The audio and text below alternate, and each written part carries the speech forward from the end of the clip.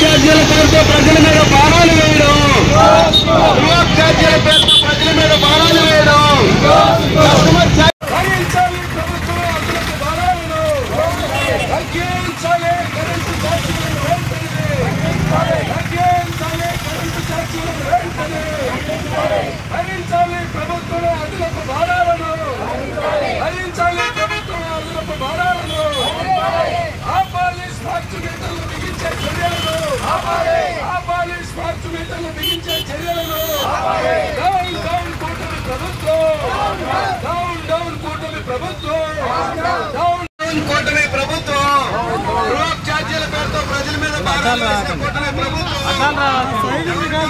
ఛార్జీల పేరుతో ప్రజల మీద భారాలు వేసిన కూటమి ప్రభుత్వం, డౌన్ డౌన్ కూటమి ప్రభుత్వం, డౌన్ డౌన్ కూటమి డౌన్ డౌన్ కూటమి ప్రభుత్వం, డౌన్ డౌన్ కూటమి ప్రభుత్వం. మన జిల్లాలో ఉండేటువంటి చంద్రమోహన్ రెడ్డి కూడా పోతుకుపోయాడు. ఆ రోజు ఓ పక్క లోకేష్ గారు దాన్ని వ్యతిరేకిస్తూ ఆ రోజు మాట్లాడారు. ఈరోజు అధికారంలోకి వచ్చినాక వీళ్ళు కూడా అదే పరిస్థితిలో ఉన్నారు. ఇంకా 40 పైసలు అదనంగా వేస్తున్నారు. మేము కరెంట్ ఛార్జీలు పెంచడం లేదు అని చెప్తున్నారు, కానీ ఈరోజు అదనపు ఛార్జీలు పెంచుతూ అసెంబ్లీలో కూడా మేము పెంచలేదనేటువంటి అబద్ధాలు చెప్పారు. అయితే గతంలో ఏదైతే ఒప్పందం కుదుర్చుకున్నారో ఆ ఒప్పందాన్ని రద్దు చేసేదానికి మీరు చర్యలు తీసుకోవాలని సిపిఎం పార్టీ ఆరోగ్యాలు చర్చ జరుగుతుంది.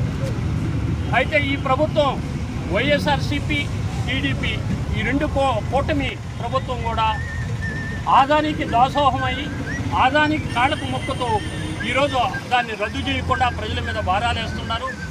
ఈ భారాలు అదనపు భారాలన్నీ ఈ రాష్ట్ర ప్రభుత్వం భరాయించాలి. అట్లా భరాయించిన సందర్భంలో ఇది రాష్ట్ర వ్యాప్త ఉద్యమంగా నిర్వహించి ఈ ప్రభుత్వాన్ని మెడలు ఉంచేదానికి మేము ప్రయత్నం చేస్తామని ఈ సందర్భంగా సిపిఎం పార్టీకి మేము డిమాండ్ చేస్తాం. గతంలో ఏదైతే ఈ ప్రభుత్వం మనం చూసాం, ఉమ్మడి రాష్ట్రంలో ఉన్నప్పుడు విద్యుత్ బిల్లులు పెంచినప్పుడు పెద్ద ఎత్తున పోరాటం జరిగిన సందర్భంలో మొత్తం ప్రపంచవ్యాప్తంగా తెలిసింది. అందువల్ల ఆ ప్రభుత్వం ఆ రోజు ఎన్నికలు ఓడిపోవటం జరిగింది. ఇప్పుడు కూడా ఈ ప్రభుత్వం ఆలోచించకపోతే రాబో కాలంలో ప్రజలు బుద్ధి చెప్తారని ఈ సందర్భంగా తెలియజేస్తున్నారు. కూటమి ప్రభుత్వం అధికారంలోకి వచ్చిన తర్వాత మేము కరెంటు ఛార్జీలు కానీ, ట్రూఅప్ ఛార్జీలు, ఇంధన సర్దుబాటు ఛార్జీలు అనేక రకాల పేర్లతో అదనపు భారాలు మోపము అని గతంలో వాగ్దానం చేశారు.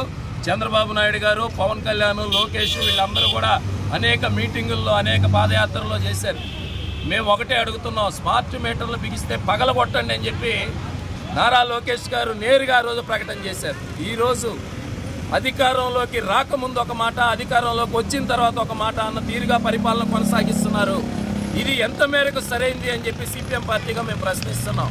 ఈరోజు ఫిబ్రవరి నెలలో నెల్లూరు సిటీలోని 53వ డివిజన్లో 3983 సర్వీస్ నెంబర్ కలిగినటువంటి కరెంటు బిల్లు ఒక్కసారి చూస్తే 53 యూనిట్లు ఉన్నటువంటి ఈ యొక్క 53 యూనిట్లు వాడారు. అసలు కరెంటు బిల్లు 126 రూపాయలు, ట్రూఅప్ ఛార్జీలు వచ్చి 200 రూపాయలు, ఇంధన సర్దుబాటు ఛార్జీలు 270 రూపాయలు, మొత్తం కరెంటు బిల్లు 687 రూపాయలు 53 యూనిట్లకి. అంటే ఒక యూనిట్కి 13 రూపాయల నుంచి 14 రూపాయలు ఒక యూనిట్ ధర. ప్రపంచంలో ఈ భూమి మీద ఎక్కడా కూడా ఒక యూనిట్కి 14 రూపాయలు ఉన్న పరిస్థితి లేదు, ఒక ఆంధ్రప్రదేశ్లో తప్ప.